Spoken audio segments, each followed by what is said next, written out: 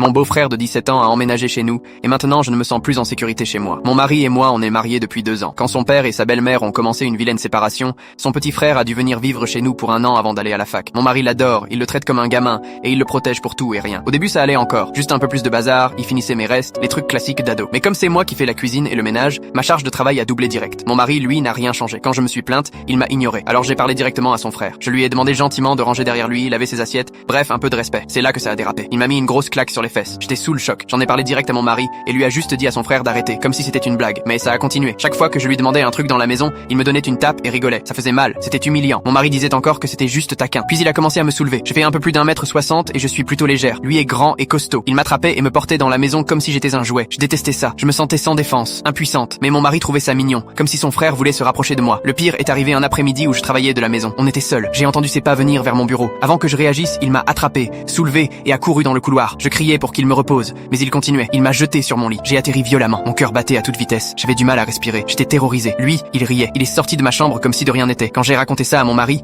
il a dit que j'exagérais, qu'il fallait que je sois l'adulte, que c'était juste un gamin qui jouait. Mais je savais que non. C'était de pire en pire. Plus agressif, plus intrusif. J'ai commencé à avoir peur tous les jours, à sursauter au moindre bruit, à surveiller derrière moi dans ma propre maison. J'ai préparé un sac dans ma voiture, pris mes papiers importants. J'en pouvais plus. Alors j'ai fait quelque chose qui me faisait super peur. J'ai appelé ma belle-mère. Elle a toujours été incroyable avec moi. Le jour du mariage, elle m'avait dit qu'elle me voyait comme sa fille. Comme j'ai perdu ma mère jeune, ces mots voulaient tout dire pour moi. J'avais peur que ça casse notre lien. Mais quand je lui ai expliqué, elle était choquée. Vraiment choquée. Elle a dit que c'était inacceptable, qu'elle allait parler direct à mon mari et à son père. Et elle m'a dit de venir chez elle en attendant que tout